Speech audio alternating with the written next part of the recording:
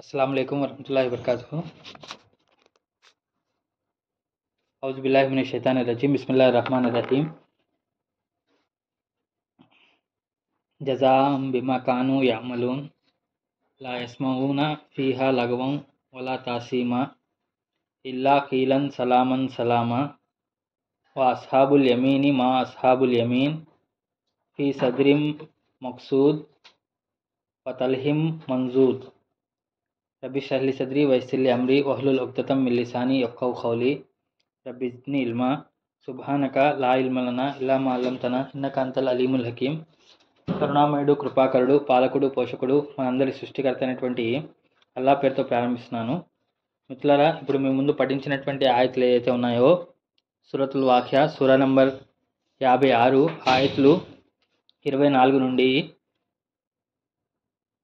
29 వరకు వాటి యొక్క భావం ఏమిటి అంటే, జజాం బిమా కాను యామలూన్, ఇదంతా వారు చేస్తూ ఉండిన సత్కర్మలకు ఫలితంగా ప్రతిఫలంగా, లా యస్మఊన ఫీహా లగవం వలా తాసీమా, అందులో వారు వ్యర్థమైన మాటలు కానీ పాప విషయాలు కానీ వినరు.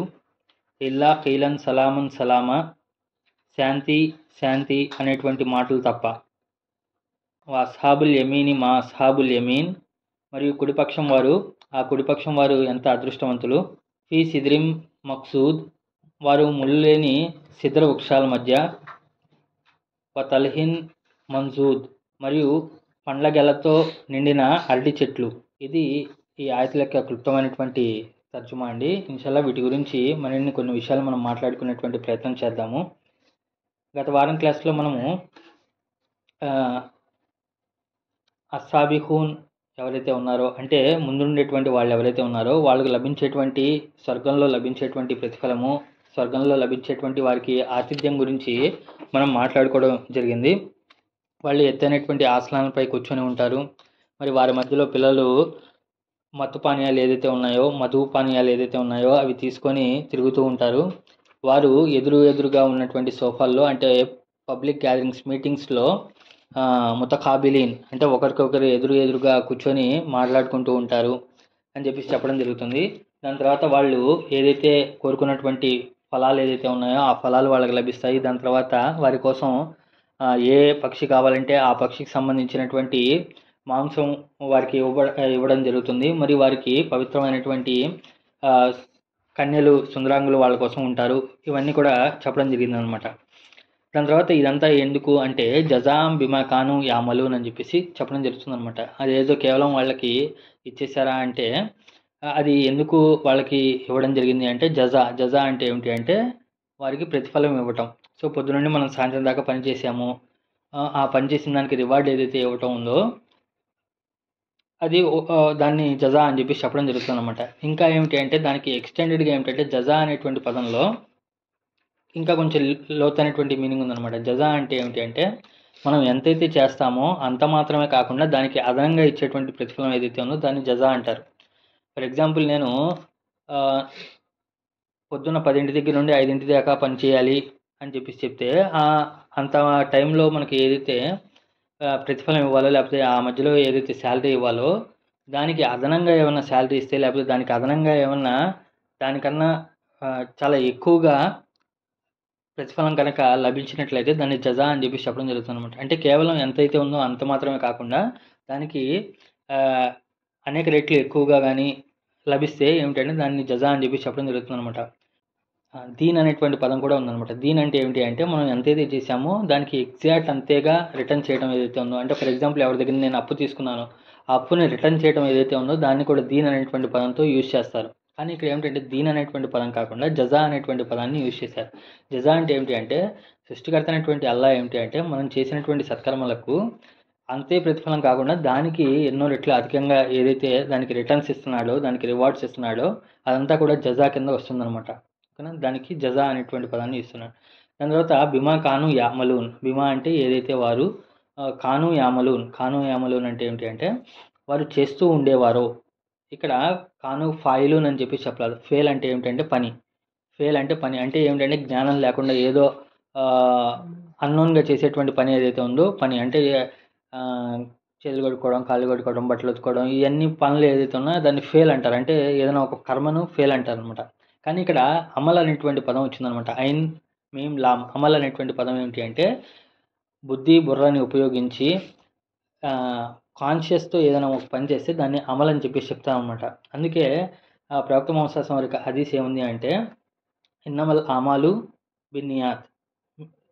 అంటే ఏమిటి అంటే మీ యొక్క కర్మల యొక్క ప్రతిఫలము మీ యొక్క సంకల్పంపై ఆధారపడి ఉంటుంది అని చెప్పి చెప్తారనమాట. అంటే అక్కడ అమల్ అనేటువంటి పదాన్ని యూజ్ చేశారనమాట. అమల్ అంటే ఏమిటి అంటే మన సంకల్పంతో పూర్తి కాన్షియస్తో మన యొక్క పూర్తి సంకల్పంతో మనం ఏదైతే పని చేస్తామో దానికి ప్రతిఫలంగా అది ఇచ్చారు అని చెప్పి చెప్తారనమాట. అంటే ఇక్కడ చెప్పేటువంటి విషయం ఏమిటి అంటే ఆ సాబిఖూన్ పీపుల్ ఎవరైతే ఉన్నారో, అంటే ముందుండేటువంటి వాళ్ళు ఎవరైతే ఉన్నారో వాళ్ళు ఆషామాష వ్యక్తులు కాదండి.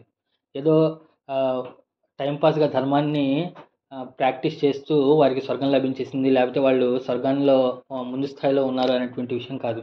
వాళ్ళు చాలా బాగా తెలివిగా ఆలోచించి ఈ ప్రపంచాన్ని మొత్తం కూడా ఇది కాదు అసలైనటువంటి విషయం వేరేది ఉంది, నేను సత్కర్మంలో ముందుండాలి అని తెలుసుకొని దానిపైన కఠినంగా ఆచరించిన వారు కాబట్టి వారికి దానింత ప్రతిఫలం వచ్చింది అని చెప్పి చెప్తున్నాను అనమాట. ఇంకా ఇక్కడ రెండో పదం ఏంటి అంటే కాను యామలు అని చెప్పేసి యూజ్ చేయడం జరిగింది అనమాట. కాను యామలు అనేటువంటి పదం ఎప్పుడైతే వచ్చిందో అది కంటిన్యూస్ టెన్స్ అనమాట. అంటే ఏమిటి అంటే కేవలం ఏదో పార్ట్ టైంగా ఒకసారి చేశారు రెండోసారి వదిలేశారు అనేటువంటిది కాదు.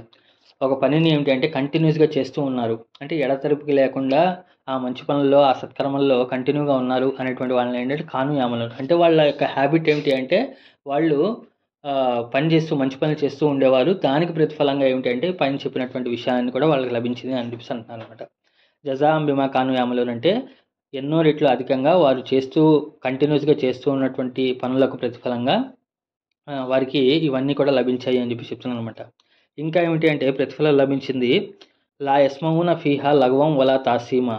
లా అంటే కాదు, యస్మౌన అంటే వారు అక్కడ వింటారు, వారు అక్కడ వింటారు. లా యస్మౌన అంటే వాళ్ళు అక్కడ వినరు, ఫీహా అంటే అక్కడ అందులో, లఘువన్ అనేటువంటి పదానికి అర్థం ఏంటంటే లఘు అనేటువంటి పదం లామ్ గైన్ వావ్ లఘువ అనేటువంటి పదము దానికి అర్థం ఏమిటి అంటే ఏదైనా సౌండ్స్ ఏదైతే ఉన్నాయో ఆ సౌండ్స్ని సాధారణంగా లఘు అని చెప్పేసి చెప్తాను అనమాట. అంటే ఫర్ ఎగ్జాంపుల్ లఘువత్ తైర్ అంటే ఏమిటి అంటే పిచ్చుకల లేకపోతే పక్షుల యొక్క సౌండ్ ఏదైతే ఉందో దాన్ని లఘువత్ తైర్ అని చెప్పి చెప్పడం జరుగుతుంది అనమాట. ఇంకా కుక్క యొక్క అరుపులు ఏదైతే ఉన్నాయో దాన్ని కూడా లఘు అని చెప్పి చెప్తాను అనమాట. అంటే పిచ్చాపాటి మాటలు లేకపోతే ఏదో ఒక సౌండ్ ఏదో ఒక నాయిస్ ఏదైతే ఉందో దాన్ని లఘు అని చెప్పి చెప్పడం జరుగుతుంది అనమాట. దాని తర్వాత లఘు అనేటువంటి పదానికి అంటే వాల్యూ లేనిది, దానికి వల్ల ఉపయోగం లేనటువంటిది ఏదైతే ఉందో దాన్ని కూడా లఘు అని చెప్పి చెప్పడం జరుగుతుంది అనమాట. అంటే దానికి అరబ్బులు ఎలా యూజ్ చేసేవాళ్ళు అంటే ఫర్ ఎగ్జాంపుల్ ఒక మన్నలో చాలా గొర్రెలు ఉన్నాయి, దాంతోపాటుగా ఏంటంటే ఆ యజమాని అమ్మేసేటప్పుడు ఆ 100 గొర్రెలు అమ్మేసి 100 గొర్రెలు ఉన్నాయనుకోండి, ఆ 100 గొర్రెలు అమ్మేసి దాంతోపాటుగా ఏంటంటే అడిషనల్గా ఒక గొర్రెని ఇచ్చేయడము. అంటే అదేమిటి అంటే బక్క చిక్కుబాగా ఉంది, దాన్ని ఏమిటంటే డబ్బులకి కౌంట్ చేయట్లేదు, దాంతోపాటు ఫ్రీగా ఇచ్చేస్తున్నాడు. అంటే దాని యొక్క వాల్యూ లేదు, యూజ్లెస్ అనమాట, పనికి రానిటువంటిది అనేది యూజ్లెస్ దాంట్లో దాన్ని కూడా లఘు అని చెప్పి చెప్తారనమాట. అంటే ఇక్కడ లా యస్మౌన ఫీహా లఘువన్ అంటే ఏమిటి అంటే వారు అక్కడ వినరు ఎలాంటి వ్యర్థమైనటువంటి మాటలు, పిచ్చాపాటి మాటలు, లేకపోతే వాల్యూ లేనటువంటి విషయాలు ఏదైతే ఉన్నాయో అక్కడ వాళ్ళు మాట్లాడరు, అక్కడ వాళ్ళు వినరు అని చెప్పేసి చెప్పడం జరుగుతుంది అనమాట. ఓకేనా. ఇంకా ఏమిటి అంటే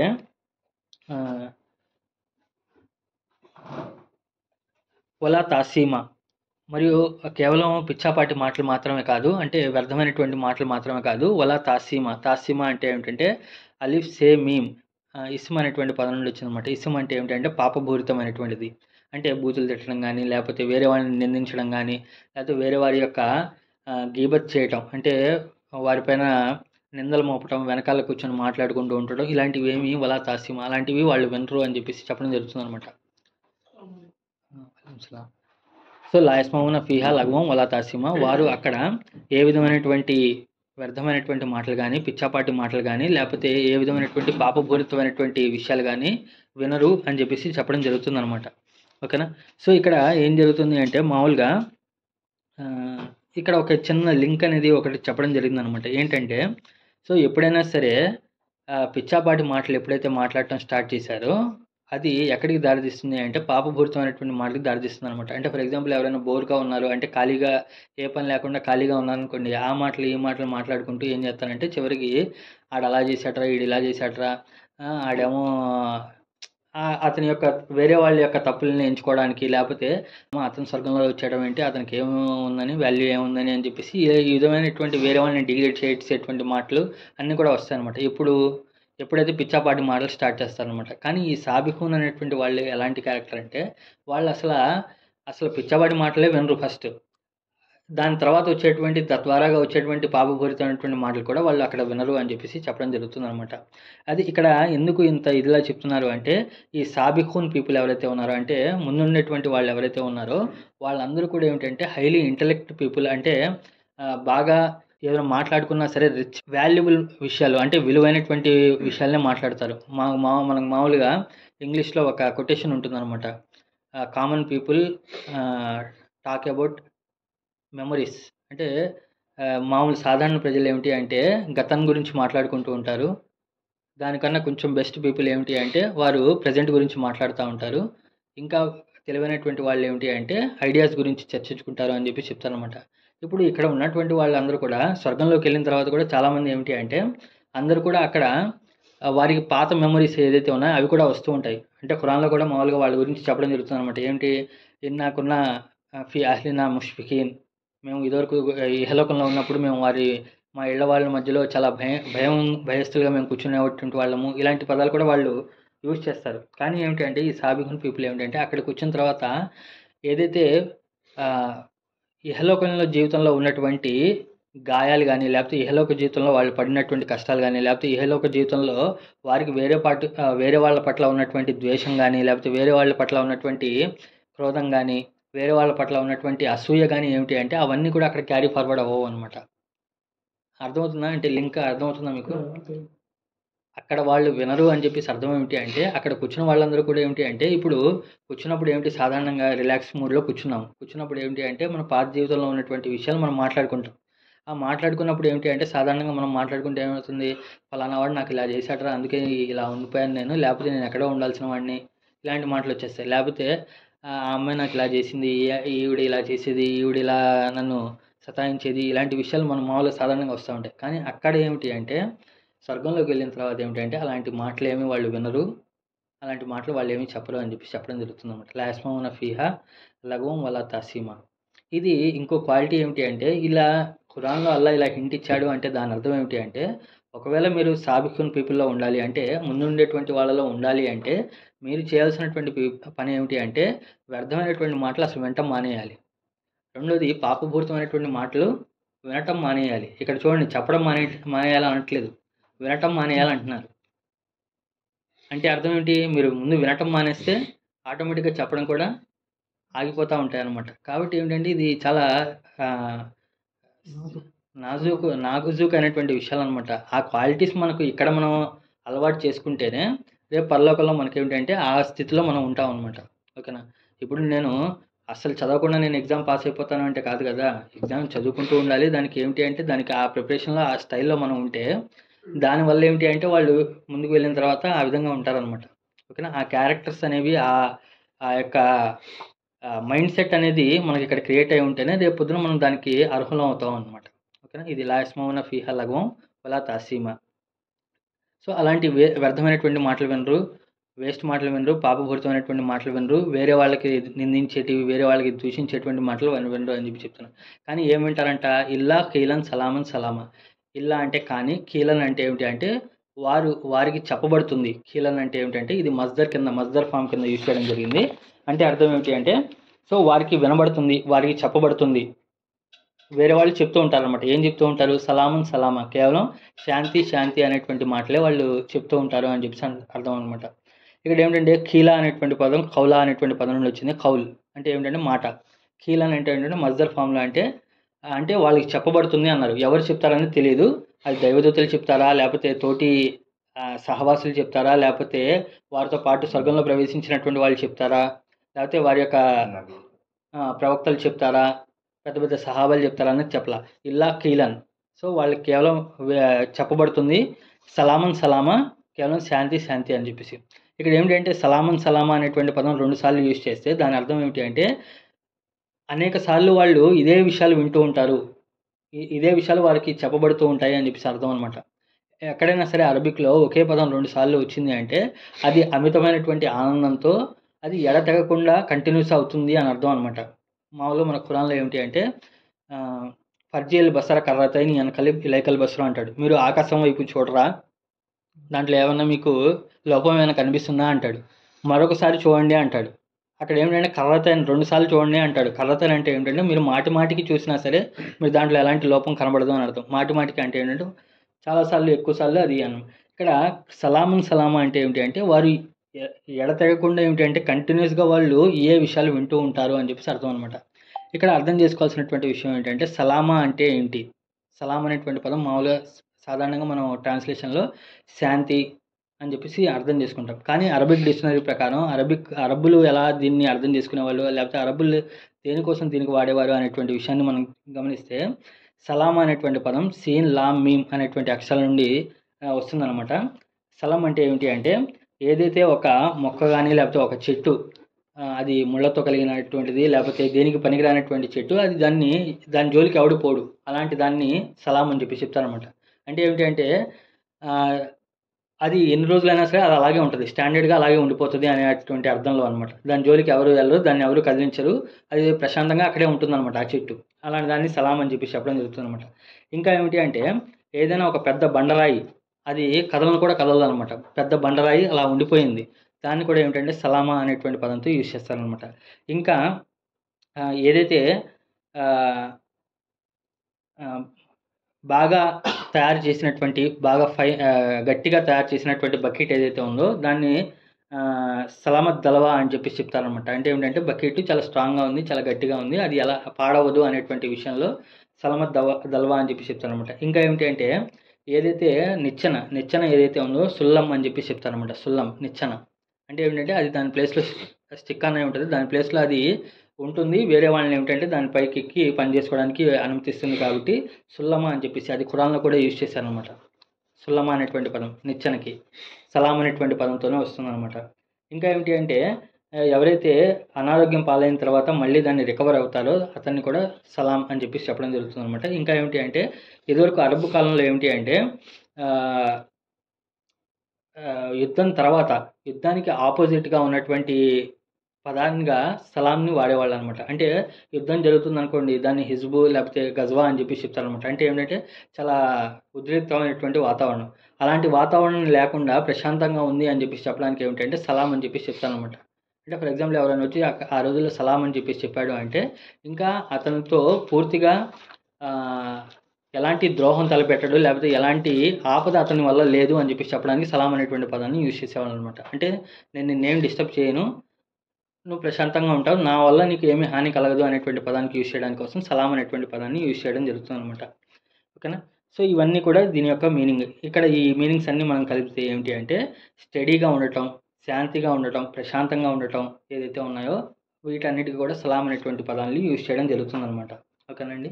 సో ఇక్కడ ఏమిటి అంటే అక్కడ ఎలాంటి మాటలు వింటారంట, ఎలాంటి మాటలు వాళ్ళకి వినబడతాయి అంటే కేవలం నిచ్చెన లాంటి మాటలు అంటే ఏమిటి అంటే పనికొచ్చేటువంటి మాటలు, స్థాయి పెంచుకునేటువంటి మాటలు, స్థిరంగా ఉండేటువంటి మాటలు మాత్రమే అక్కడ వినబడతాయి అని చెప్పేసి చెప్పడం జరుగుతుందన్నమాట. ఓకేనా? వేరే వాళ్ళకి హాని తలపెట్టని మాటలు, వేరే వాళ్ళు గాయపడనటువంటి మాటలు ఏదైతే ఉన్నాయో అవన్నీ కూడా వాళ్ళకి అక్కడ చెప్పడం జరుగుతుందన్నమాట. ఇదంతా కూడా ఇది.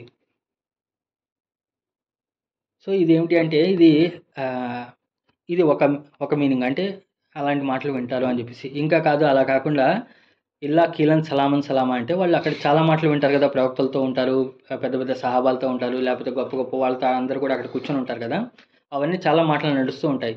దాంట్లో లీస్ట్ ఆఫ్ ది లీస్ట్ అత్యల్పమైనటువంటి విషయం వాళ్ళు ఏం వింటారు అంటే సలాం అనేటువంటి పదం వింటారనమాట. అంటే కేవలం సలాం ఇదే మాట లీస్ట్ అనమాట. దానిపైన మాటలే ఇంకా ఉంటాయి. దానికన్నా అత్యల్పమైనటువంటి మాటలు ఏమి ఉండవు అనమాట. అంటే దానికన్నా వేస్ట్ అయినటువంటి మాటలు, పనికిరాని మాటలు ఏమి ఉండవు అని చెప్పి చెప్తున్నాను. ఇది మనకు ప్రవక్త వారి యొక్క హదీస్ కూడా ఏముందంటే అఫ్షుస్ సలాం వదుఖులు జన్నత బిస్సలాం అని చెప్పి చెప్తారనమాట. అంటే మీరు శాంతిని లోకంలో వ్యాపింపజేయండి, తద్వారాగా మీరు పరలోకంలో కూడా స్వర్గంలో ప్రవేశిస్తారు అని చెప్పేసి చెప్పడం జరుగుతుంది అనమాట. కాబట్టి సలాం అంటే శాంతిని మనం ఏమిటి అంటే ప్రపంచంలో వ్యాపింపజేస్తూ ఉండాలి అని చెప్పి చెప్తారనమాట. ఓకేనా. ఇది ఇక్కడ దాకా ఏమిటి అంటే స్వర్గవాసుల్లో సాబిఖున్ ముందుండేటువంటి వారి యొక్క ప్రస్తావన గురించి ఇవన్నీ చెప్పడం జరుగుతుంది. సో వారి కోసం ఏం చెప్పారు అంటే ముందు నుండి స్టార్టింగ్ నుండి మనం చూసుకుంటూ వస్తే సాబిఖున్ అస్సాబిఖున్ వాళ్ళకి ఏమేమి లభిస్తాయి అని చెప్పి చెప్తే, సో వారికి ఎత్తైనటువంటి ఆసనాలు, బాగా అల్లినటువంటి బాగా ఎత్తుగా కూర్చున్నటువంటి ఆసనాలు, దానికి ఎదురుబదురుగా సంభాషణలు జరుగుతూ ఉంటాయి. దాని తర్వాత వారి మధ్య యవ్వనమైనటువంటి కుర్రవాళ్ళు తిరుగుతుంటారు, బాలులు తిరుగుతూ ఉంటారు, వాళ్ళు మధుపాత్రలు తీసుకొని తిరుగుతుంటారు తాగడానికి. దాని తర్వాత వాళ్ళకి అనేక రకాలైనటువంటి ఫ్రూట్స్ లభిస్తాయి. దాని తర్వాత వారికి ఏ పక్షి కావాలంటే ఆ పక్షి యొక్క మాంసం లభిస్తుంది. దాని తర్వాత అందమైనటువంటి కన్యలు వాళ్ళకి లభిస్తారు. ఇవన్నీ కూడా ఏమిటి అంటే ముందు వరుసలో ఉన్నటువంటి వాళ్ళ కోసం, ప్రతి పనిలో మంచిలో ముందుండేటువంటి వాళ్ళ కోసం లభించేటువంటి ఇది. దాని తర్వాత ఇప్పుడు నెక్స్ట్ కేటగిరీ, సెకండ్ కేటగిరీ వాళ్ళ గురించి చెప్తున్నాను అనమాట. వాళ్ళు ఎవరు అంటే కుడిపక్షం వాళ్ళు. ఇక్కడ ఏమిటి అంటే ఖురాన్లో మామూలుగా ఏమిటి అంటే ఒక కంపారిజన్ అనేది ఇవ్వడం జరుగుతుంది అనమాట. అంటే ఒక విధమైనటువంటి ఆశ కల్పించడానికి. అమ్మో, నేను అన్ని పనులు ముందు చేయట్లేదు కదా, నేను కేవలం పొద్దున నుండి సాయంత్రం వరకు పని చేసుకోవడంలో నాకు సరిపోతుంది, వేరే వాళ్ళలాగా నేను పెద్ద పెద్ద ప్రోగ్రామ్ చేయలేను, లేకపోతే మంచి పనుల్లో ముందుండలేను. నేనేమిటంటే కేవలం ఏదో ఫజ్ నమాజ్ చదువుకున్నామా, ఇంటి వాళ్ళని చూసుకున్నామా, డబ్బులు సంపాదించుకున్నామా, దాచుకున్నామా, పిల్లల్ని చూసుకున్నామా, ఇంతవరకే కదా, అదంతా కూడా పెద్ద పెద్ద జుబ్బాలు వేసుకున్న వాళ్ళకి, లేకపోతే పెద్ద పెద్ద ఆలింలకి, మౌలవీలకి సంబంధించినటువంటి విషయాలేమో అనేటువంటి నిరాశ చెందేటువంటి అవసరం లేదనమాట. ఇక్కడ ఏమిటి అంటే ఖురాన్లో అల్లాహ్ ఏమిటంటే ఇంకో హోప్ ఇచ్చాడు. ఏమిటి, ముందుండేటువంటి వాళ్ళు కాకుండా సాధారణ ప్రజలు కూడా చాలామంది ఉంటారు, కామన్ పీపుల్ కూడా చాలామంది ఉంటారు. వాళ్ళు కూడా ఏమిటి అంటే కుడిపక్షంలో స్వర్గంలో వాళ్ళకు కూడా ఆతిథ్యం లభిస్తుంది అని చెప్పి చెప్తానమాట. ఇప్పుడు ఇది పాజిటివ్గా ఒక హోప్ క్రియేట్ చేయడానికి. అక్కడ వాళ్ళకి లభించేటువంటి విషయాలు ఎలా ఉంటాయనే దానికి మనం మామూలుగా కంపేర్ చేస్తే, ఇప్పుడు ఫర్ ఎగ్జాంపుల్ మనం ఫ్లైట్ ఎక్కామనుకోండి, ఫ్లైట్లో ఒకటి బిజినెస్ క్లాస్ అనేది ఒకటి ఉంటుంది, తర్వాత ఎకనామిక్ క్లాస్ అనేది ఒకటి ఉంటుంది. మామూలుగా చెప్పుకుంటే బిజినెస్ క్లాస్లో ఏదైతే నీళ్ళు ఇస్తారో ఎకనామిక్ క్లాస్లో కూడా అదే నీళ్ళు ఇస్తారు. అక్కడ ఏదైతే డ్రింక్స్ సప్లై చేస్తారో ఇక్కడ కూడా అదే డ్రింక్స్ ఉంటాయి. అక్కడ ఏదైతే ఫుడ్ ఇస్తారో ఇక్కడ కూడా అదే ఫుడ్ ఉంటుంది. కానీ ఏమిటి అంటే కంఫర్ట్ సెట్టింగ్ మారుతుంది, కంఫర్ట్ అనేది మారుతుంది, లగ్జరీ అనేది మారుతుంది. ఇప్పుడు మనం మామూలుగా 5 స్టార్ హోటల్కి వెళ్ళినా సరే, అన్నం చేసినా సరే అదే అన్నం ఉంటుంది, మామూలు చోట కూడా అదే అన్నం ఉంటుంది. కాబట్టి ఏంటంటే అక్కడ ఉండేటువంటి అట్మాస్ఫియర్, యాంబియన్స్, ఆ కంఫర్ట్ ఏదైతే ఉందో అది మారుతూ ఉంటుంది అనమాట. ఇప్పుడు ఇక్కడ నుండి అస్హాబుల్ యమీన్ కోసం అంటే కుడిపక్షం వారి కోసం లభించేటువంటి విషయాలు ఏదైతే ఉన్నాయో అవి కొంచెం కాస్త వేరుగా ఉంటాయి. సో ఇక్కడ కూడా వాళ్ళకు కూడా భార్యలు ఉంటారు అని చెప్పి చెప్తారు. దాని తర్వాత వారికి అనేక రకాలైనటువంటి ఫలాలు, ఫ్రూట్స్ ఇవ్వడం జరుగుతుంది అని చెప్పి చెప్తారు. వాళ్ళు కూడా ఏమిటంటే నీళ్ళలో ఉంటారు అని చెప్పి చెప్తారు. వాళ్ళు కూడా ఆసనాలపై కూర్చొని ఉంటారు అని చెప్పి చెప్తారు. కానీ ఏమిటి అంటే దానికి దీనికి కంపేర్ చేసుకుంటే ఏమిటి అంటే ఆ ఎకనామిక్ క్లాస్ వేరేగా ఉంటుంది, బిజినెస్ క్లాస్ అనేది, బిజినెస్ సూట్ అనేది అది వేరేగా ఉంటుంది అనమాట. సో ఇక్కడ అస్హాబుల్ యమీన్, మా అస్హాబుల్ యమీన్. వా అంటే మరియు అస్హాబ్ అంటే ఏమిటి అంటే ఆ కోవకు చెందినటువంటి వాళ్ళు, దానికి చెందినటువంటి వాళ్ళు. ఇక్కడ మనం జాగ్రత్తగా చూస్తే ఈ సూరా స్టార్టింగ్లో ఏమిటి అంటే అస్హాబుల్ మైమనతి మా అస్హాబుల్ మైమనా అన్నారు. స్టార్టింగ్లో మైమనా అనేటువంటి పదాన్ని యూజ్ చేశారు. ఇక్కడికి వచ్చేపాటికి ఏమిటంటే అస్హాబుల్ యమీన్ అని చెప్పేసి చెప్పారనమాట. ఇక్కడ యమీన్ అనేటువంటి పదము అక్కడ ఏమిటి అంటే మైమనా అనేటువంటి పదం యూజ్ చేశారు, ఇక్కడ యమీన్ అనేటువంటి పదం యూజ్ చేశారనమాట. యమీన్ అంటే ఏమిటంటే లిటరల్గా చెప్పుకోవాలి అంటే కుడి చెయ్యి అని అర్థం అనమాట. కుడి చెయ్యి. సో కుడి చెయ్యి అని చెప్పేసి ఎందుకు చెప్పారు అంటే ఏమిటి అంటే యమీన్ అనేటువంటి పదము ఎవరైతే తమ యొక్క వాగ్దానం నిలబెట్టుకుంటారో వాళ్ళని యమీన్ అని చెప్పేసి చెప్పడం, అస్హాబుల్ యమీన్ అని చెప్పేసి చెప్తారనమాట. వాగ్దానాలను నిలబెట్టుకోవడం, వారు తమ ప్రభుతో చేసుకున్నటువంటి వాగ్దానాలు కానీ, లేకపోతే ఇహలోకంలో తమ యొక్క ఆజ్ఞలు ఏదైతే తూచా తప్పకుండా పాటిస్తారో అలాంటి వారు ఎవరైతే ఉన్నారో వాళ్ళని యమీన్ అంటారు. ఇంకా ఏమిటంటే యమీన్ అనేటువంటి పదము ఎవరి చేతిలో అయితే కర్మపత్రం కుడి చేతిలో ఇవ్వడం జరుగుతుందో అలాంటి వారు ఏమిటి అంటే అస్హాబుల్ యమీన్ అనమాట. కుడి చేతిలో కర్మపత్రం ఇవ్వబడినటువంటి వాళ్ళు ఎవరైతే ఉన్నారో వాళ్ళంతా కూడా అస్హాబుల్ యమీన్. ఓకేనా. అస్హాబుల్ యమీన్ మా అస్హాబుల్ యమీన్. మరి కుడిపక్షం వాళ్ళు, కుడి చేతి వారు, వాళ్ళు ఎంత మహానుభావులు ఆ కుడి చేతి వాళ్ళు అని చెప్పేసి చెప్పడం జరుగుతుంది అనమాట. ఓకేనా. సో ఇది ఏమిటి అంటే మైమన అనేటువంటి పదం అని చెప్పాం కదా, అస్హాబుల్ మైమనతి మా అస్హాబుల్ మైమన అనేటువంటి పదం కదా, అక్కడ మైమన అనేటువంటి పదం ఏమిటంటే అది జర్ఫ్ అనమాట. జర్ఫ్ జమాన్ అంటారు. అంటే అర్థం ఏమిటి అంటే అది లొకేషన్‌కి సంబంధించినటువంటి విషయంలో చెప్తారు. మైమన అనేటువంటి పదం ఏమిటి అంటే దాన్ని జర్ఫ్ కింద యూజ్ చేస్తారు. అంటే ఏంటంటే అటు సైడ్ ఉన్నవాళ్ళు, ఆ ప్రదేశంలో ఉన్నటువంటి వాళ్ళు లేపోతే ఆహ్, అటువైపు నుంచున్నటువంటి వాళ్ళు అని అర్థం. అంటే ఇప్పుడు అక్కడ నుంచున్నారు కదా! ముందున్నటువంటి వాళ్ళు ముందు నుంచున్నారు. కుడి చేతి వైపు వాళ్ళు అటు నుంచున్నారు. ఎడమ పక్షం వాళ్ళు ఇటు నుంచున్నారు అన్నారు. వాళ్ళు నుంచున్నటువంటి లొకేషన్‌ని బట్టి అక్కడ వాళ్ళని పిలవటం జరిగింది. అస్హాబుల్ మైమన అని. కానీ అస్హాబుల్ యమీన్ అంటే ఇక్కడ ఏమిటి అంటే అర్థం ఏమిటి అంటే ఇది వాళ్ళ యొక్క క్వాలిటీ అనమాట. అస్హాబుల్ యమీన్ అంటే ఏంటంటే లిటరల్‌గా కుడి చెయ్యి అని అర్థము. సో, ఇక్కడ ఏమిటి అంటే వాళ్ళ యొక్క క్వాలిటీని బట్టి వాళ్ళని పిలుస్తున్నారు. అక్కడ వాళ్ళ యొక్క లొకేషన్‌ని బట్టి పిలిచారు. ఇక్కడ వాళ్ళ యొక్క క్వాలిటీని బట్టి పిలవడం జరుగుతుందనమాట. అస్హాబుల్ యమీని. ఓకేనా? సో, వాళ్ళు ఎక్కడ ఉంటారంట? ఫీ సిద్రిన్ మక్సూద్. ఫీ అంటే లో, సిద్రిన్ అంటే ఏమిటి అంటే ఏదైతే రేగి చెట్టు ఏదైతే ఉందో రేగి చెట్టుని సిద్ర్ అని చెప్పి చెప్పడం జరుగుతుందన్నమాట. ఫీ సిద్రిన్ మక్సూద్. సో, ముళ్ళు లేనటువంటి రేగి చెట్ల సిద్ర వృక్షాల మధ్యలో అని చెప్పి చెప్తానమాట. ఓకేనా? సో, ఇక్కడ చూడండి అర్థమవుతుందా? లేకపోతే ఎక్కడికో ఈ ఈ స్టైల్ అనేది ఏమిటి అంటే ఖురాన్‌లో మనకు ఏమిటంటే కొన్ని కొన్ని పదాలు ఇక్కడ మనం నేర్చుకుంటే అది వేరే చోట కూడా మనకు పనికొస్తూ ఉంటాయన్నమాట. ఓకేనా? సో, కాబట్టి ఏంటంటే ఇక్కడ ఈ కంపారిజన్ ఇదంతా కూడా ముందుకు వెనక్కి ఎందుకు వెళ్తున్నాము అంటే ఆ ఖురాన్ అర్థం చేసుకోవడం ఏమిటి అంటే కేవలం చదువుకుంటూ వెళ్ళిపోవడమే కాదు. లైన్‌లో అలాగా చదువుకుంటూ వెళ్తే ఏమిటి అంటే వాళ్ళకి వీళ్ళకి పెద్ద తేడా మనకు కనిపించదు. ముందున్నటువంటి వాళ్ళకి కూడా అదే లభించింది కదా! మళ్ళీ వీళ్ళకి కూడా అదే లభిస్తుంది కదా! అని దానికి దీనికి డిఫరెన్షియేట్ అనేది మనం చేయలేము. కానీ అక్కడ ఏం చెప్తున్నాననేది కాస్త మనం ఆలోచించుకొని ముందుకు వెళ్తే బావుంటుందనమాట. సో, ఇక్కడ ముందున్నటువంటి వాళ్ళ కోసం ఫస్ట్ స్టార్టింగ్‌లో సెట్టింగ్ గురించి వాళ్ళకి ఏం చెప్పాడు అంటే ఏం చెప్పాడు? వాళ్ళకి సెట్టింగ్ గురించి ఏం చెప్తారంటే అలా సురరిం మౌజూనా అని చెప్పేసి చెప్పారనమాట. అలా సురరిం మౌజూనా. అస్హాబుల్ సాబిఖూన అని చెప్పేసి చెప్తూ వాళ్ళు అలా సురరిం మౌజూనా అంటే వాళ్ళు ఎత్తైనటువంటి అల్లినటువంటి ఆసనాలపైన కూర్చొని ఉంటారు అని చెప్పేసి అక్కడ చెప్పారనమాట. ఇక్కడ అస్హాబుల్ యమీని మా అస్హాబుల్ యమీన్ అని చెప్పి చెప్పు ఎక్కడ తీసుకెళ్లారు వాళ్ళని? ఫీ సిద్రిం మక్సూదా అని చెప్పి చెప్పారనమాట.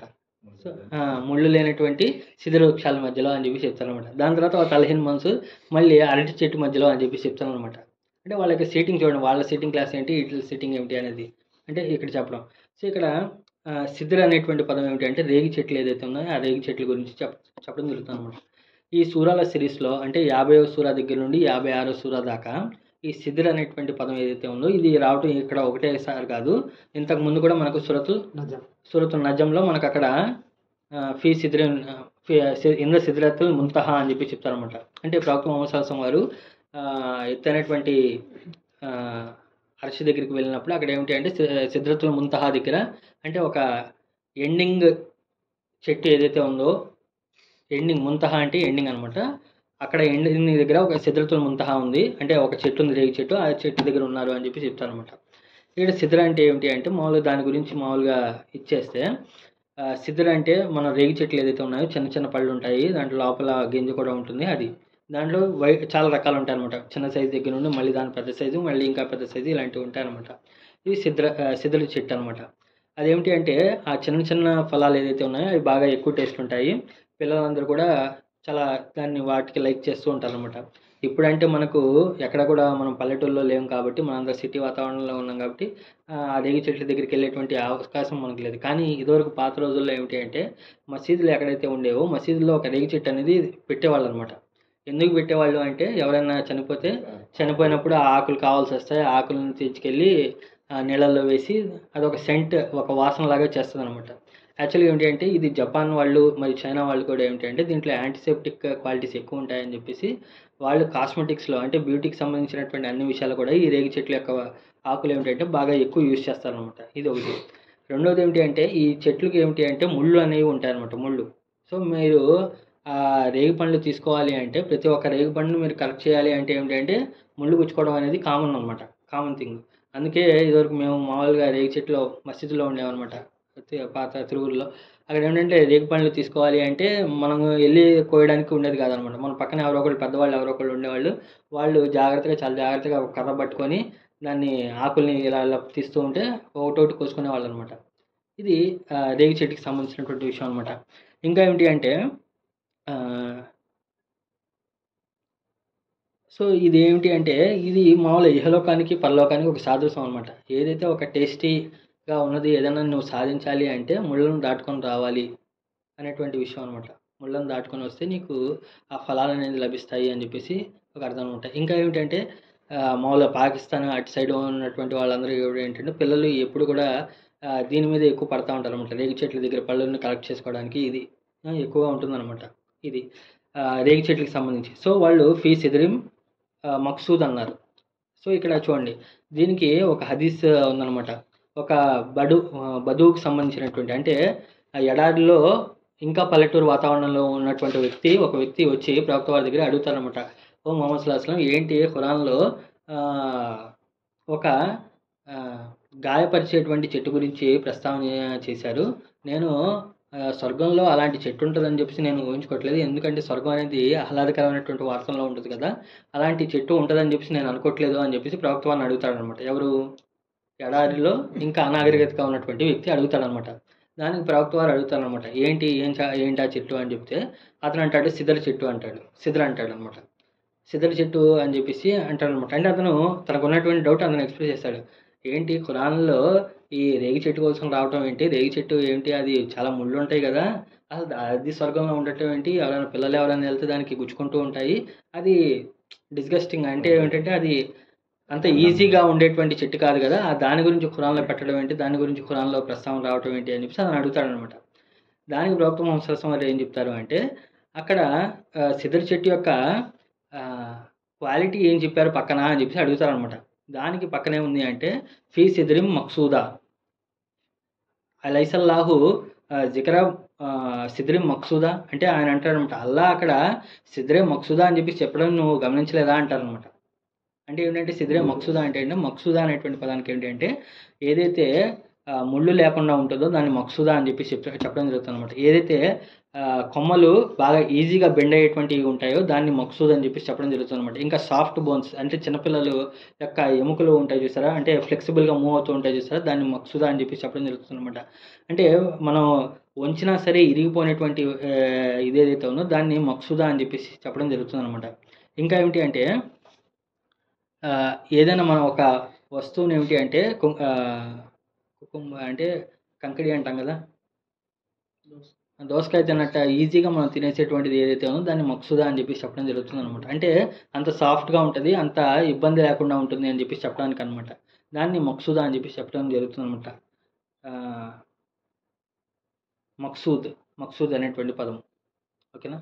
అది అంటే ఏమిటి అంటే అక్కడ రేగి చెట్లు ఉంటాయి, దానివల్ల లభించేటువంటి అన్ని కాస్మెటిక్ బెనిఫిట్స్ లేకపోతే దాని వల్ల వచ్చేటువంటి టేస్ట్ అవన్నీ కూడా అవి లభిస్తాయి. కానీ ఏమిటంటే దానికి ముళ్ళు అనేవి ఉండవు అని చెప్పేసి చెప్పడం జరుగుతుంది అనమాట. ఓకేనా? ముళ్ళు లేనటువంటి రేగి చెట్లు అక్కడ లభించడం జరుగుతుంది అనమాట. అంతేకాదు దాని తర్వాత తలహిం మన్సూద్ వా అంటే మరియు తలహిన్ అంటే ఏమిటి అంటే ఏదైతే అరటి చెట్లు ఏదైతే ఉందో దాన్ని తలహిన్ అని చెప్పి చెప్పడం జరుగుతుంది. మన్సూద్ అంటే ఏమిటి అంటే ఏదైతే ఒకదానిపైన ఒకటి పెరిగిపోయాయో అని చెప్పేసి అర్థం ఉండదు. మన్సూద్ అంటే ఏమిటి అంటే ఏదైతే ఒక కొండపైన రాళ్ళు ఇలా పేర్చుకుంటూ పోయి ఒక కొండలాగా అయిపోతుంది, దాన్ని మన్సూద్ అని చెప్పి చెప్పడం జరుగుతుంది. ఇంకా ఏమిటి అంటే ఆకాశంలో మేఘాలు ఒకదానిపైన ఒకటి అలాగా బాగా పెద్దగా మేఘాలు ఏదైతే కనిపిస్తాయో దాన్ని కూడా మన్సూదా అని చెప్పి చెప్పడం జరుగుతుంది. అంటే ఏమిటి అంటే ఇంకా ఏమిటంటే ఒకవేళ ఒక కుటుంబంలో కానీ లేకపోతే ఒక హైరార్కీలో ఏమిటంటే మంచి వాళ్ళ యొక్క గుంపు చాలా ఎక్కువ ఉందనుకోండి, వాళ్ళని కూడా ఏమిటంటే మన్సూద్ అని చెప్పి చెప్పడం జరుగుతుంది అనమాట. అంటే ఒక గేలలాగా. ఇప్పుడు అట్టి గేలలు ఎలా ఉంటాయి? ఇప్పుడు ఇక్కడ కంపేర్ చేసుకోవాలన్నమాట. రేగిపండు కావాలి అంటే మీరు ఒకసారి ఒకటి తెంచారంటే ఎన్ని రేగిపళ్ళు వస్తాయి? ఒకటే వస్తుంది. అదే మీరు అట్టి చెట్లలో ఒక గేలకు వస్తే ఎన్ని అరటికాయలు వస్తాయి? చాలా వస్తాయి. అలా మన్సూదా అంటే ఏమిటి అంటే అలా చాలా ఎక్కువ మోతాదులో వచ్చేటువంటి పండ్లు అనే అర్థంలో అనమాట మన్సూద్. ఓకేనా? ఎక్కువగా ఉండేటువంటి గేలల్లో ఉండేటువంటివి అని చెప్పేసి అర్థం అనమాట. చాలా ఎక్కువ క్వాంటిటీలో ఎక్కువ మోతాదులో వచ్చేటువంటివి అనమాట. తలహిన్ మన్సూద్ అంటే ఎక్కువగా ఉండేటువంటి గేలల్లో నిండినటువంటి అరటి చెట్లు అని చెప్పేసి అర్థం అనమాట. సో ఇప్పుడు ఇక్కడ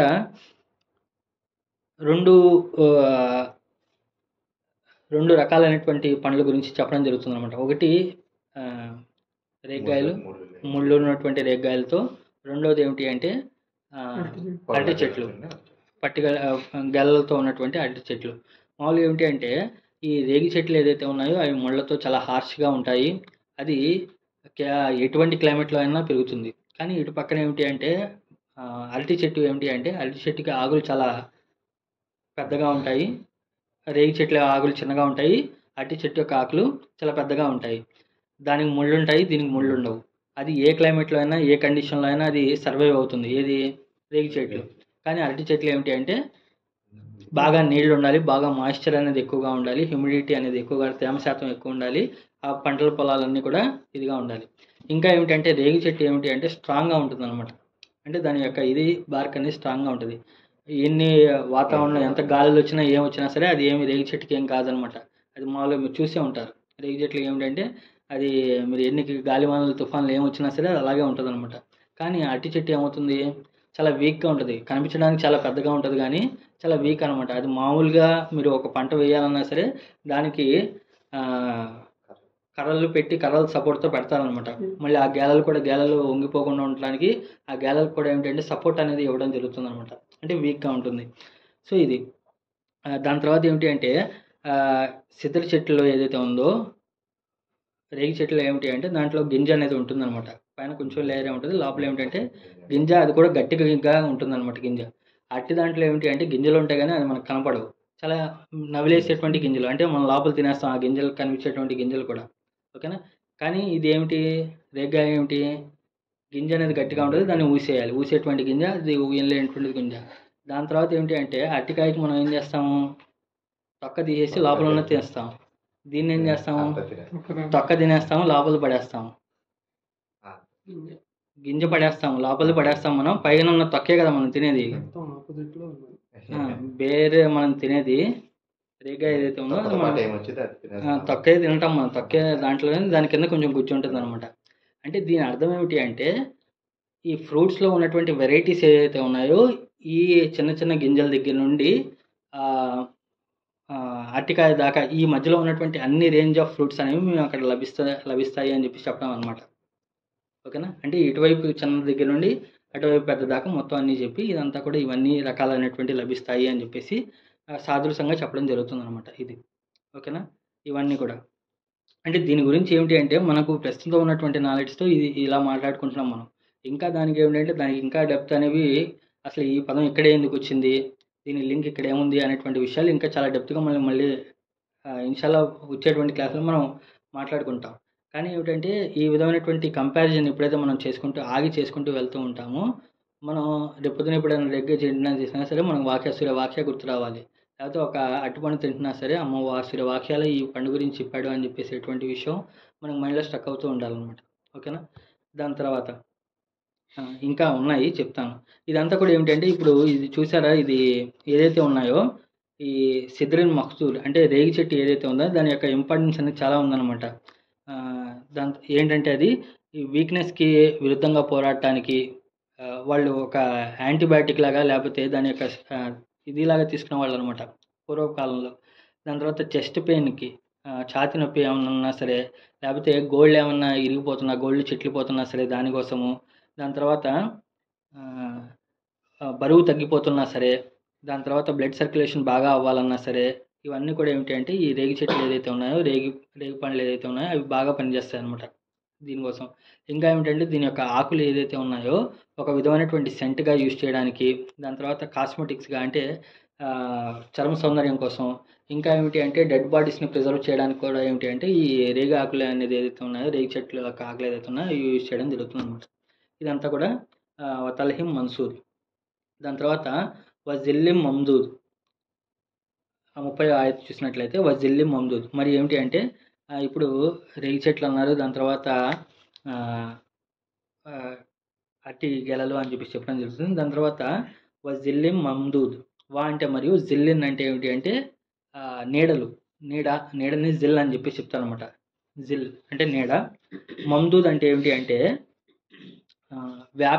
వ్యాపించినటువంటి నీడ, లేకపోతే ఎక్స్టెండ్ అయినటువంటి నీడ, ప్రొలాంగ్ అయినటువంటి నీడ అనే దాంట్లో మీనింగ్లో వస్తుంది అనమాట. అంటే దాన్ని ఎక్స్టెండ్ చేయటం, ఆ నీడల్ని ఏమిటంటే ఎక్స్టెండ్ చేయటం, వ్యాపింపచడం ఏదైతే ఉందో దాన్ని మమ్దూదా అని చెప్తాననమాట.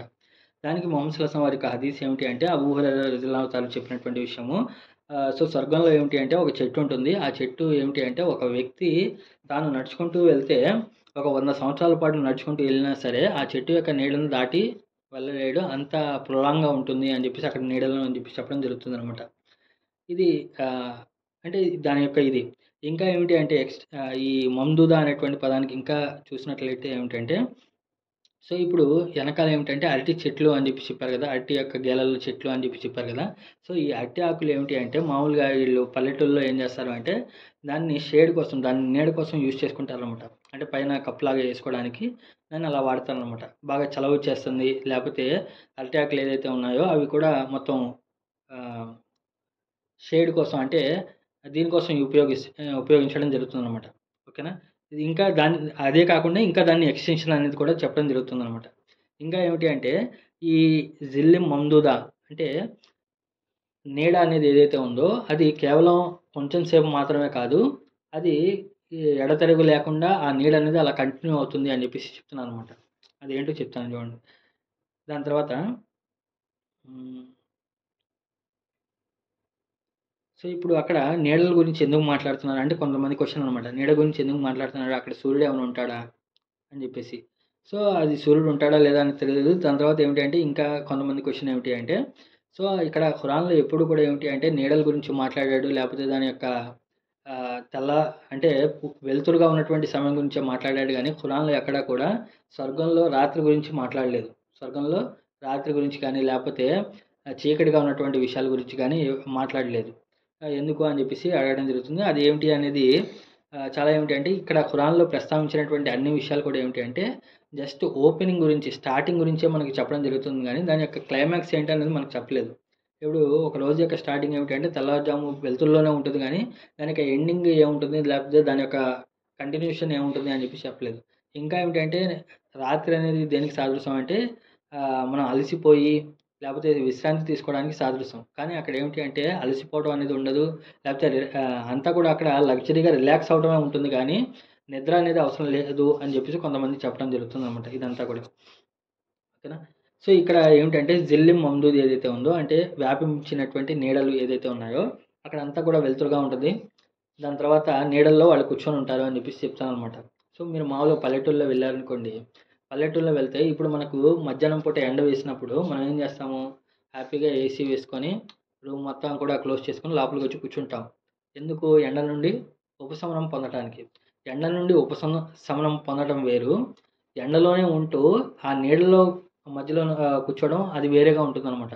అది అక్కడ ఎంజాయ్ చేయడం అనేది ఉంటుంది. ఇక్కడ ఏమిటంటే దాని నుండి ఉపశమనం పొందటం ఉంటుందనమాట. 2 ఒకటి కాదు. మామూలుగా అక్కడ సముద్రం ఒడ్డునో లేకపోతే మీరు అక్కడ ఎండాకాలంలో బయటున్నప్పుడు పల్లెటూరులో చాలామంది ఎక్కువ శాతం మంది ఏం చేస్తారు అంటే వాళ్ళ ఇళ్లల్లో కూడా కూర్చోరనమాట. చెట్టు కింద వచ్చేసి కూర్చుండిపోతారు. ముసలివాళ్ళు గానీ, లేపోతే ఇంట్లో వాళ్ళందరూ గానీ ఏం చేస్తారంటే నీడ కింద వచ్చేసి కూర్చుండిపోతారు. వాళ్ళకి ఆ ఎండ తీవ్రత కూడా తెలీదనమాట దాంట్లో ఉన్నట్టు. దాంట్లో ఉండేపాటికి. ఓకేనా? అక్కడ వాళ్ళు దాన్ని ఆస్వాదిస్తూ ఉంటారు. అక్కడ ఉండేటువంటి లభించేటువంటి మామిడి పండ్లో లేకపోతే ఏదైతే ఉందో అవన్నీ కూడా తింటూ, తాగుతూ అది వాళ్ళు ఎంజాయ్ చేస్తారు. మనం ఏంటి అంటే అమ్మో ఎండ, అమ్మో ఎండ అని చెప్పేసి మనం లోపల ఇక్కడ ఉబ్బిపోతూ ఉంటామనమాట. ఒకటి. రెండోది ఏమిటంటే ఖురాన్‌లో ఎక్కువగా కూడా నీడ గురించి, చెట్ల గురించి లేకపోతే ఫలాల గురించి ఎందుకు చెప్పడం జరుగుతుంది అంటే ఈ ఖురాన్ అవతరించింది ఎక్కడ అవతరించింది? అరబ్ ప్రాంతంలో అవతరించింది. అరబ్ ప్రాంతం వాళ్ళకి అక్కడ ఉన్నటువంటి వ్యక్తుల యొక్క సైకాలజీ లేకపోతే అక్కడ వాళ్ళకి ఏమిటంటే ఏం కావాలి వాళ్ళకి ఎక్కువగా? లేకపోతే వాళ్ళు దేన్ని ఎక్కువగా ఆహ్, వాల్యుబుల్‌గా ఫీల్ అవుతారు వాళ్ళు అంటే, మీరు అక్కడ ఎడారిలో ఏంటి అంటే మీరు కన్‌స్యూమర్‌లో ఎక్కడ చూసినా సరే మీకు అంతా సూర్యుడు పడతా ఉంటాడు. ఎక్కడ కూడా నీడ అనేది ఏమి ఉండదు. ఒక చెట్టు ఉంటే చెట్టు కింద నీడ అనేది మనకు కనిపిస్తూ ఉంటది గానీ, అక్కడ ఉండేటువంటి అన్ని దాంట్లో కూడా ఏమిటంటే నీడ అనేది వాళ్ళకు చాలా ఇదనమాట. వాళ్ళు ఉండేటువంటి ప్రదేశం మొత్తం కూడా ఏమిటి అంటే, వాళ్ళు ఇంట్లో ఉన్నా సరే, ఇంట్లో కూడా వాళ్ళకేమిటి అంటే ఎండ పడేటువంటి ఛాన్సెస్ ఎక్కువగా ఉంటాయనమాట. అలాంటి వాళ్ళకేమిటి అంటే, నీడ అనేది చాలా వాల్యుబుల్ థింగ్ అనమాట. అందుకే ఆ నీడల గురించి వాళ్ళకి చెప్పడం జరుగుతుంది. రెండోది ఏమిటి అంటే, ఇప్పుడు మనకు ప్రపంచీకరణ అయిపోవడం వల్ల, గ్లోబలైజేషన్ అయిపోవడం వల్ల, టెక్నాలజీ పెరిగిపోవటం వల్ల ఏమిటి అంటే, మనకేమైనా ఫ్రూట్స్ అని గానీ, లేకపోతే ఏదైనా ఒక విషయం కానీ వాల్యూ అనేది మనకు తెలీదు. ఇప్పుడు వీళ్ళకి చెప్పేటువంటి రేగి చెట్లు కానీ లేకపోతే అరటిపళ్ళు కానీ ఏదైతే ఉన్నాయో అరటిపళ్ళు అనేవి అరబ్లో పండవు. అరబ్లో వాళ్ళకి లగ్జరీ ఫుడ్ అనమాట. అంటే వాళ్ళు ఏమిటంటే వాళ్ళకి ఆ కాలంలో తెలియదు. కానీ ఏమిటంటే వాళ్ళు దాని గురించి వ్యాపారం చేసేవాళ్ళు అనమాట. అంటే వేరే ప్రాంతానికి ఎక్కడికైనా వెళ్ళినప్పుడు అక్కడ నుండి కొని తీసుకొచ్చి ఇక్కడ వాళ్ళకి అమ్మేవాళ్ళు అనమాట. అరటిపళ్ళు ఏదైతే ఉన్నాయో దాని బట్ల వాళ్ళకి తెలుసు. అది కూడా ఎవరికి లభిస్తాయంటే కేవలం ఎలైట్ ఫ్యామిలీస్ ఎవరైతే ఉన్నారో పెద్ద పెద్ద వాళ్ళు ఎవరైతే ఉన్నారో వాళ్ళు మాత్రమే అందుబాటులో ఉండేదన్నమాట. కానీ ఇక్కడ ఏంటి అంటే వాళ్ళందరికీ కూడా అరటిగెలలు లభిస్తాయి లేకపోతే అరటిపండ్లు లభిస్తాయి అంటే అమ్మో లగ్జరీ ఫుడ్ కూడా ఈజీగా లభిస్తుందా అనేటువంటి విషయం ఉంటుందన్నమాట. ఈరోజు మనకేమిటి అంటే అవసరానికి మించినటువంటి ఫ్రూట్స్ మనకు కనబడుతున్నాయి. మార్కెట్లో మీరు వెళ్ళారనుకోండి అవసరం దానికి మించినటువంటి ఫ్రూట్ మనం ఎప్పుడు చూడనటువంటి ఫ్రూట్స్ అన్నీ కూడా మనం చూస్తున్నాం. ఇదివరకు మా చిన్నప్పుడు డ్రాగన్ ఫ్రూట్ అంటే ఏంటో తెలియదు, కివి అంటే ఏంటో తెలియదు. దాని తర్వాత ఏ ఫ్రూట్ అయినా సరే దాని యొక్క టైం ఎప్పుడైతే ఉందో అప్పుడే వచ్చాయి. కానీ ఇప్పుడు 24/7 ఎప్పుడు కావాలన్నా మీరు జస్ట్ మీరు ఇన్స్టామార్ట్లో ఆర్డర్ పెడితే అన్నీ కూడా ఇంటి దగ్గరికి తీసుకొస్తున్నారు. అంటే ఈ వాల్యూ మనకు తెలియట్లేదు. కానీ అప్పుడు కాలంలో ఏమిటి అంటే అసలు ఫ్రూట్స్ అనేది ఒక లగ్జరీ ఐటమ్ అనమాట. కేవలం ఒక ఖర్జూర పండ్లు తప్పించి మిగతా అన్నీ కూడా వాళ్ళకి అన్నీ ఎలైట్ అనమాట. సో అలాంటి వాళ్ళకి ఏమిటి అంటే మీకు అక్కడ ఇవన్నీ లభిస్తాయి అని చెప్పేసి అక్కడ చెప్పడం జరుగుతుందన్నమాట. దానికి వాళ్ళకు వాల్యుబుల్గా తీసుకుంటారు. నీడలు కానివ్వండి లేకపోతే నీళ్లు చలమలు ఇవన్నీ కూడా. దాని తర్వాత మాయిన్ మాయిన్ మస్కూబిన్ మరియు ఎల్లప్పుడూ ప్రవహించేటువంటి నీళ్ళు అనమాట. వా అంటే మరియు మాయిన్ అంటే నీరు, మస్కూబ్ అనేటువంటి పదానికి ఏమిటంటే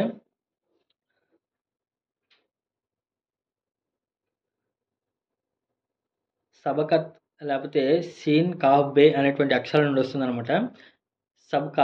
సబ్కా అంటే ఏమిటి అంటే ఏదైతే నీళ్లు ఎత్తైనటువంటి ప్రదేశం నుండి కిందకు పడుతూ ఉంటాయో అంటే జలపాతాలాగా పడుతూ ఉండటం లేకపోతే ఒక పైన ఒక రిజర్వాయర్ ఉండి దాని నుండి కింద నీళ్లు ఎప్పుడు కూడా కారుతూ ఉంటాయి ఎప్పుడు కూడా పడుతూ ఉంటాయో దాన్ని సబ్కా అని చెప్పి చెప్పడం జరుగుతుంది అనమాట. ఇంకా ఏమిటి అంటే ఏదైతే బాటిల్ పైన పెట్టేటువంటి మూత ఏదైతే ఉందో, మూత అంటే ఇదివరకు రోజుల్లో చెక్కతో చేసినటువంటి ఒక కార్క్ లాగా పెట్టేవాళ్ళు అనమాట. అంటే బాటిల్కి మూత అనేది క్యాప్ పెట్టేవాళ్ళు అనమాట. దాన్ని కూడా సబ్కా అనేటువంటి చెప్తాను అనమాట. ఎందుకంటే అది నీళ్లు కారకుండా దాన్ని ఆపుతుంది కాబట్టి దానికి యూజ్ చేసేవాళ్ళు అనమాట. ఇంకా ఏమిటంటే ఎవరినైనా మనం చేతిలో నీళ్లు పోయమని చెప్పేసి మనం అడుగుతాం కదా, చేతులు కడుక్కోవడానికి నీళ్లు పోయమని చెప్పి చెప్తాం కదా, దాన్ని కూడా ఉస్కూబ్ అని చెప్పేసి చెప్పడం జరుగుతుంది అనమాట. ఇంకా ఏమిటంటే ఈ మస్కూబ్ అనేటువంటి పదాలకి ఇంకా అర్థం ఏంటంటే ఏదైతే నీళ్లు తవ్వటం అవసరం లేకుండా లభిస్తాయో తవ్వకుండానే వచ్చేటువంటి నీళ్ళు ఏదైతే ఉన్నాయో దాన్ని మస్కూబ్ అని చెప్పి చెప్తారనమాట. అంటే అరబ్ కాలంలో ఏమిటంటే ఎక్కువగా నీళ్లు కావాలంటే ఏంటంటే వాళ్ళు బావులు తవ్వాలి లేకపోతే చెరువులు తవ్వాలి ఇదంతా కూడా చేసేవాళ్ళు అనమాట. అలా తవ్వకుండా డైరెక్ట్గా వచ్చేటువంటి నీళ్ళు ఏదైతే ఉన్నాయో అంటే ఏమిటంటే పర్వతాల నుండి కానీ లేకపోతే కొండల పై నుండి కానీ పడేటువంటి నీళ్ళు ఏదైతే ఉన్నాయో దాన్ని మస్కూబ్ అని చెప్పి చెప్తారనమాట. సో వాళ్ళకి అక్కడ ఏమిటి అంటే నీడలు లభిస్తాయి. దాని తర్వాత తాగడానికి ఏమిటి అంటే ఫ్రెష్ వాటర్ అనేది అంటే డైరెక్ట్గా తవ్వటానికి యూజ్ చేయడం లేకుండా డైరెక్ట్గా పడేటువంటి నీళ్ళు ఏదైతే ఉన్నాయో అవి ఎల్లప్పుడూ ప్రవహించేటువంటి నీరు ఏదైతే ఉందో అది వాళ్ళకి లభిస్తుంది అని చెప్పి చెప్తాను అనమాట. ఈరోజు కూడా మనకి ఏమిటి అంటే నీళ్ళు అనేది కూడా ఒక ఇంపార్టెంట్ ఐటమ్ అయిపోయింది అనమాట. ప్యూర్ వాటర్ అనేది మనకు ఎక్కడ దొరకట్లేదు. మీరు కంగన్ వాటర్ వాళ్ళ యొక్క వర్క్షాప్కి వెళ్ళారనుకోండి మనం తాగేటువంటి నీళ్ళు అసలు చాలా వేస్ట్ అని చెప్పేసి వాళ్ళు ప్రూవ్ చేస్తారు అనమాట ఒక మీటర్ పెట్టేసి. ఓకేనా. వాళ్ళు కూడా ఏం చేస్తారు ఫిజీ వాటర్ అని చెప్పేసి లేకపోతే మౌంటైన్ వాటర్ అని చెప్పేసి ఇప్పుడు అమ్మేటువంటి వాటర్ లీటర్ వాటరు 2,000 రూపాయలు 3,000 రూపాయల బాటిల్ ఖరీదు చేసేటువంటి నీళ్ళు కూడా ఉన్నాయన్నమాట. మన యాక్టర్లు కానీ లేకపోతే క్రికెటర్స్ కానీ వాడుతూ ఉంటారనమాట. దానికి ఏంటంటే ఫిజీ కొండల నుండి తెచ్చాము, హిమాలయాల దగ్గర నుండి తెచ్చాము, గ్లేషియర్స్ దగ్గర నుండి తీసుకొచ్చాము, ప్యూరెస్ట్ ఫామ్ ఆఫ్ వాటర్ అని చెప్పి చెప్తారనమాట. కానీ అక్కడ స్వర్గంలో ఏమిటి అంటే ఓ మాయిన్ మక్సూబ్ వారికి ఎల్లప్పుడూ ప్రవహించేటువంటి తాజా నీళ్ళు అనేది వాళ్ళకి లభిస్తాయని చెప్పి చెప్తున్నాను. దాని తర్వాత ఫాకిహతిన్ కసీరా, ఇంకా అదే కాదు చాలా రకాలైనటువంటి సమృద్ధిగా ఉన్నటువంటి ఫలాలు ఫ్రూట్స్ వాళ్ళకి లభిస్తాయి అని చెప్పేసి చెప్తున్నాను అనమాట. ఓకేనా. ముందు దానికి మనం కంపేర్ చేసుకుంటే అక్కడ వాళ్ళకి ఫ్రూట్స్ లభించాయి కానీ అక్కడ వాళ్ళకి ఏమిటి అంటే దాంతోపాటు వారు కోరినటువంటి మాంసం కూడా లభిస్తుంది అన్నారు. ఇక్కడ ఏమిటంటే మాంసం గురించి ప్రస్తావన రాలేదు, కేవలం ఫ్రూట్స్ అంతవరకు. ఫ్రూట్స్ యొక్క ఫాకిహతిన్ కసీరా అంటే చాలా అనేక రకాలైనటువంటి ఫ్రూట్స్ అనేవి లభిస్తాయి. ఆ లభించేటువంటి ఫ్రూట్స్ కూడా ఎలా లభిస్తాయంటే లా మఖ్తువతున్ వలా మమ్నువా. లా అంటే కాదు, మఖ్తువతున్ అంటే ఏమిటంటే కట్ చేసేయటం అంటే లేకపోతే ఆగిపోవటం అంతరాయం రావటం ఏదైతే ఉన్నాయో ఆ అంతరాయటం రావటం అనేది ఉండదన్నమాట. మఖ్తువా అంటే ఏమిటి అంటే ఇది సీజన్ కాదండి, ఈ సీజన్లో ఈ ఫ్రూట్ దొరకదండి, లేకపోతే ఈ సీజన్ అవుట్ ఆఫ్ స్టాక్ అయిపోయినాయి, లేకపోతే ఈ ఫ్రూట్స్ ఏమో పక్కన వాళ్ళందరూ తినేశారండి, మీ దగ్గర రాలేదు అని చెప్పడానికి మహ్తువాత్ ఏంటంటే కట్ అవటం అంటే సప్లైలో అడ్డుపడిపోవడం ఏదైతే ఉందో అలా ఉండదు అనమాట. లా మహ్తువాతిన్ అంటే ఏంటంటే ఎడతెగకుండా అంతం కాకుండా వచ్చేటువంటి ఫ్రూట్స్ అనమాట. దాని తర్వాత వలా మమ్నువా అంటే ఏంటంటే మరి దాని నుండి నిరోధించేటువంటి వాళ్ళు కూడా ఉంటారు. అరే నీకు ఒంట్లో బాగాలేదు, ఈ ఫ్రూట్ తినకూడదు నువ్వు, లేకపోతే నీకు కిడ్నీలో స్టోన్స్ ఉన్నాయి, ఈ ఫ్రూట్ తినకూడదు, లేకపోతే నువ్వు ఈ పండు తినకూడదు అనేటువంటి చెప్పేటువంటి వాళ్ళు కూడా ఎవరో ఉంటారనమాట. అన్ని ఫ్రూట్స్ ఎడతెరిపి లేకుండా వస్తూ ఉంటాయి, మళ్ళీ దాని నుండి ఆపేటువంటి వాళ్ళు కూడా ఎవరో ఉంటారనమాట. ఏ ఫ్రూట్ అయినా ఎవరైనా తినేయవచ్చు అని చెప్పేసి అనమాట. దీనికి ఒకానొక ముఫస్సిల్లో ఒక అతను ఏం చెప్తాడు అంటే, ఆయన ఏంటంటే ఆదం అలైహిస్సలాంని చెట్టు దగ్గరికి వెళ్లకుండా నిరోధించారు. అప్పుడు స్వర్గంలో ఉన్నప్పుడు ఈ చెట్టు దగ్గరికి వెళ్ళకూడదు, ఈ పండు తినకూడదు అని చెప్పేసి నిరోధించారు. కానీ ఇప్పుడు స్వర్గంలోకి వెళ్ళిన తర్వాత అలాంటి రెస్ట్రిక్షన్స్ ఏమీ ఉండవు. అందరూ కూడా ఏ ఫ్రూట్స్ అయినా ఏదైనా సరే లా మఖ్తువతున్ వలా మమ్నువా, ఎవరు దేని నుండి కూడా నిరోధించబడరు, లేకపోతే ఎడతెగకుండా వాళ్ళకి అన్ని ఫలాలు కూడా వస్తూ ఉంటాయి అని చెప్పి చెప్తాను అనమాట. దాని తర్వాత ఫురుషిన్ మర్ఫువా అంటే మరియు ఫురుషిన్ అంటే ఏమిటి అంటే పడుకునేటువంటి బెడ్ ఏదైతే ఉందో, ఫురుష్ అంటే ఏమిటంటే మామూలుగా ఫరష్ అంటే ఏమిటంటే ఫ్లోర్ పైన మనం ఏదైతే కార్పెట్ వేసుకుంటామో, లేకపోతే ఏదైతే మనం గద్దె పడుకోవడానికి ఏమంటారు ముందని పరుపు వేసుకుంటాం చూసారా, ఆ పరుపుని ఫర్ష్ అంటారనమాట. ఫురుషిన్ మర్ఫువా అంటే ఏమిటంటే ఎత్తబడినటువంటిది అర్థం. కానీ అరబు ప్రాంతంలో ఏమిటి అంటే కొన్ని పదాలు ఎలా ఉంటాయి అంటే ఇన్నర్ మీనింగ్ అనేది ఒకటి ఉంటుంది అనమాట. అంటే చూడటానికి పదాలు అక్షరార్థం ఒకటి ఉంటుంది, కానీ దానికి లోపల భావార్థం అనేది వేరేగా ఉంటుందన్నమాట. ఓకేనా? అంటే ఏంటంటే అతని ముఖం మీద మన్ను పడ అన్నారనుకోండి, ముఖం మీద మన్ను పడ అంటే అర్థం ఏమిటి అంటే రోడ్డు మీద వెళ్తున్నప్పుడు దుమ్ము పడిపోవడం కాదు ముఖం మీద. అతను ముఖం మీద మన్ను పడ అంటే అర్థం ఏమిటి అంటే అతను అవమానకరమైనటువంటి స్థితిలోకి వెళ్ళిపోవుగాక అని అర్థం. అంటే అక్షరార్థం ఒకటి ఉంటుంది, కానీ దాని యొక్క భావార్థం అనేది వేరేగా ఉంటుందన్నమాట. ఇక్కడ కూడా ఏమిటి అంటే ఈ ఈ పైన లభించేటువంటి అన్ని దాంట్లో కూడా ఇక్కడ ఫురుషం మర్ఫువా అంటే ఏమిటి అంటే అరబ్ కాలంలో ఏమిటి అంటే వారి యొక్క భార్యలకు కానీ లేకపోతే వారి యొక్క సహవాసులకు ఏమిటి అంటే రకరకాల పేర్లు పెట్టేవాళ్ళు అనమాట. అంటే సహవాసులకు ఏమిటి అంటే లిబాస్ అనేటువంటి పదంతో యూజ్ చేసేవాళ్ళు. అంటే నేను నా యొక్క వస్త్రాలు తొడుక్కుంటున్నాను అంటే అర్థం ఏమిటి అంటే నేను నా భార్యతో సాన్నిహితంగా ఉన్నాను అని అర్థం. అంటే ఆ పదంలో యూజ్ చేసేవాళ్ళు అనమాట. ఇంకా నేను పడుకోవడానికి వెళ్తున్నాను అంటే అర్థం ఏమిటి, లేకపోతే నేను నా మంచాన్ని దగ్గరికి నేను వెళ్తున్నాను అంటే అర్థం ఏమిటి అంటే నేను నా భార్య దగ్గరికి వెళ్తున్నాను అనేటువంటి అర్థంలో యూజ్ చేస్తాను అనమాట. ఓకేనా? అంటే ఫరష్ అనేటువంటి పదము, బెడ్ అనేటువంటి పదం ఏదైతే ఉందో దానికి అర్థం ఏమిటి అంటే నేను నా భార్యతో సాంగత్యంగా ఉంటాను, లేకపోతే ఇదిగా ఉంటాను అనేటువంటి విషయంలో యూజ్ చేస్తాను అనమాట. ఇక్కడ పురుషం మర్ఫువా అంటే ఏమిటి అంటే సో వారి యొక్క అంటే ఇన్నర్ మీనింగ్ అనేది అనమాట. అక్షరార్థం ఒకటి ఉంటుంది, ఇన్నర్ మీనింగ్ అనేది. వారు ఎత్తైనటువంటి ఆసనాల పైన ఇక్కడ కూర్చొని ఉంటారు అనేది కాదు, ఇక్కడ బ్రాకెట్లో ఉన్నది. మామూలుగా ఏంటంటే పడుకునేటువంటి పరుపులపై పడుకొని ఉంటారు అని చెప్పేసి అర్థం అనమాట. అది కూడా ఎలాగా ఆ పడుకునేటువంటి పరుపులు ఎలా ఉంటాయంటే చాలా హై స్థాయిలో ఉంటాయి, హై ఇదిలో ఉంటాయి అని చెప్పి చెప్తారనమాట. దీనికి ఇన్నర్ మీనింగ్ ఒకనొక ముఫ్సిర్లు ఏం చెప్తారు అంటే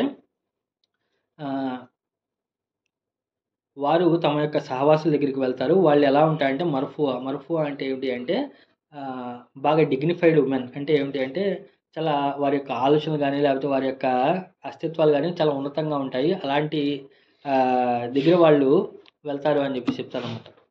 ఓకే, ఇది ఒక ఇన్నర్ మీనింగ్ అనమాట. అంటే ఏమిటంటే మర్ఫువా అనేటువంటి పదం రఫా అనేటువంటి పదం నుండి వస్తుంది. రఫా అంటే ఏమిటి అంటే ఎత్తైనటువంటి స్థానంలో, ఉన్నత స్థానంలో ఉండటం అని అర్థం. పురుష్ అంటే ఏమిటంటే బెడ్, పరుపు. సో ఇప్పుడు మామూలుగా లిటరల్ మీనింగ్ మనం తీసుకుంటే ఏమిటి అంటే మరియు వారి యొక్క పరుపులు ఏదైతే ఉన్నాయో పరుపులు ఎత్తబడి ఉంటాయి అని అర్థం. పరుపులు ఎత్తబడి ఉంటాయి అంటే సో ఒక 6 అడుగులు 7 అడుగులు ఎత్తులో మంచం ఉంటుంది అని అర్థం కాదు. దాని అర్థం ఏంటి అంటే సో వారు ఉన్నతమైనటువంటి తమ యొక్క భార్యల దగ్గరికి వాళ్ళు వెళ్తారు అనేటువంటి విషయంలో ఇక్కడ యూజ్ చేయడం జరుగుతుంది అనమాట. ఇది ఇక్కడ దాకా మనం ఇన్షాల్లా ఇక్కడ నుండి తర్వాత వచ్చేటువంటి వారంలో మనం మాట్లాడుకునేటువంటి ప్రయత్నం చేద్దాం. సో ఈరోజు చెప్పినటువంటి విషయం ఏమిటి అంటే అస్హాబుల్ యమీన్ కుడిపక్షం వాళ్ళు ఎవరైతే ఉన్నారో వాళ్ళకి లభించేటువంటి ఆతిథ్యం ఏదైతే ఉందో దాని గురించి మాట్లాడటం జరుగుతుంది. సో అక్కడ మాట్లాడినప్పుడు ఏమిటి అంటే వారు రేగి చెట్లు వృక్షాల దగ్గరికి ఉంటారు. మరియు దాని తర్వాత అరటి గెలలు కలిగినటువంటి చెట్ల దగ్గర వాళ్ళు ఉంటారు. మరియు అమితమైనటువంటి నీడలు ఇచ్చేటువంటి ప్రదేశంలో వాళ్ళు ఉండటం జరుగుతుంది. దాని తర్వాత వారికి నీరు తాగడానికి నీరు అనేది ఫ్రెష్ వాటర్ అనేది లభిస్తుంది. ఇంకా అనేక రకాలైనటువంటి ఫ్రూట్స్ ఫలాలు లభిస్తాయి. దాని తర్వాత ఆ ఫ్రూట్స్ తినడానికి కానీ లేకపోతే ఆ ఫలాలు ఆస్వాదించడానికి కానీ ఎలాంటి ఎలాంటి హద్దులు కానీ లేకపోతే ఎలాంటి పరిమితి కానీ లేకపోతే ఎలాంటి నిబంధనలు కానీ ఉండవు. మరియు వారు ఎత్తైనటువంటి లేపబడినటువంటి ఉన్నతమైనటువంటి పరుపుల దగ్గరికి వెళ్తారు అని చెప్పేసి చెప్పడం జరుగుతుంది అనమాట. కాబట్టి ఇంకా మరినటువంటి విషయాలు ఇన్షాల్లా వచ్చే వారం క్లాస్లో మనం మాట్లాడుకునేటువంటి ప్రయత్నం చేద్దాం. కాబట్టి అల్లా మీకు నాకు మనందరికీ కూడా ఖురాన్ మరింత బాగా అర్థం చేసుకునే భాగ్యాన్ని ప్రసాదించగాక. ఆమీన్. వాఖిర్ దవానా అల్హమ్దులిల్లాహి రబ్బిల్ ఆలమీన్. అల్లాహుమ్మ రబ్బీ జిద్నీ ఇల్మా. అల్లాహుమ్మ రబ్బీ జిద్నీ ఇల్మా. అల్లాహుమ్మ రబ్బీ జిద్నీ ఇల్మా. వల్ల మాకు మరింత జ్ఞానాన్ని ప్రసాదించు. వల్ల మాకు మరింత జ్ఞానాన్ని ప్రసాదించు. వల్ల మాకు